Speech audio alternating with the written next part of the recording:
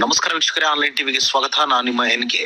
ಅವೈಜ್ಞಾನಿಕ ಬಿಪಿಎಲ್ ಪಡಿತರ ಕಾರ್ಡುಗಳನ್ನ ರದ್ದುಗೊಳಿಸಿರುವ ರಾಜ್ಯ ಸರ್ಕಾರದ ವಿರುದ್ಧ ಜನಾಕ್ರೋಶ.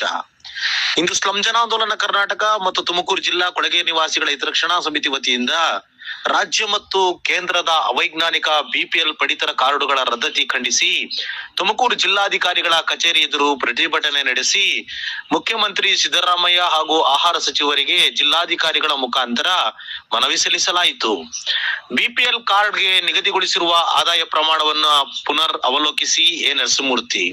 ಪ್ರತಿಭಟನೆ ನೇತೃತ್ವ ವಹಿಸಿ ಮಾತನಾಡಿದ ಸ್ಲಂ ಜನಾಂದೋಲನ ಕರ್ನಾಟಕ ರಾಜ್ಯ ಸಂಚಾಲಕರಾದ ಎ ನರಸಿಂಹಮೂರ್ತಿರವರು, ರಾಜ್ಯ ಸರ್ಕಾರ ಪಡಿತರ ಚೀಟಿದಾರರಿಗೆ ಮಾನದಂಡವನ್ನ ನಿಗದಿ ಮಾಡಿದೆ.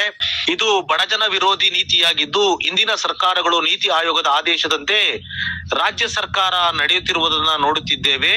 ಹಿಂದಿನ ನೀತಿ ಆಯೋಗದ ನಿರ್ಧಾರವನ್ನ ರಾಜ್ಯ ಕಾಂಗ್ರೆಸ್ ಸರ್ಕಾರ ಅನುಷ್ಠಾನ ಮಾಡುತ್ತಿದೆ. 2023ರಲ್ಲಿ ವಿಧಾನಸಭಾ ಚುನಾವಣಾ ಪ್ರಣಾಳಿಕೆಯಲ್ಲಿ ಘೋಷಣೆ ಮಾಡಿದಂತಹ ಸಿದ್ದರಾಮಯ್ಯರ ನೇತೃತ್ವದ ಸರ್ಕಾರ ಭರವಸೆಯನ್ನ ನೀಡಿತು.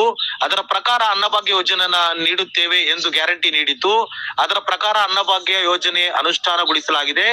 ಆದರೆ ಈ 2.5 ವರ್ಷ ಪೂರೈಸುತ್ತಿರುವ ಸಂದರ್ಭದಲ್ಲಿ ಪಡಿತರ ಚೀಟಿದಾರರಿಗೆ ಅನ್ನಭಾಗ್ಯ ಯೋಜನೆ ಕೊಡಲಾಗುತ್ತಿತ್ತು.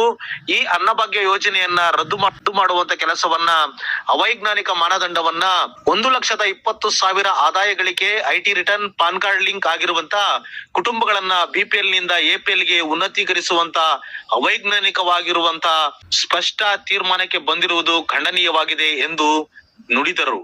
ಈ ಸಂದರ್ಭದಲ್ಲಿ ಪ್ರತಿಭಟನೆಯ ನೇತೃತ್ವವನ್ನ ಸ್ಲಂ ಸಮಿತಿಯ ಅರುಣ್, ತಿರುಮಲಯ್ಯ, ಜಾಬೀರ್ ಖಾನ್, ಶಂಕರಯ್ಯ, ಕೃಷ್ಣಮೂರ್ತಿ, ಧನಂಜಯ್, ವೆಂಕಟೇಶ್, ರಾಜು, ಶಾರದಮ್ಮ, ಗಂಗಾ, ವಸಂತಮ್ಮ, ಸಂಧ್ಯಾ ಯಾದವ್, ಗುಲ್ನಾಜ್ ವಹಿಸಿದ್ದರು.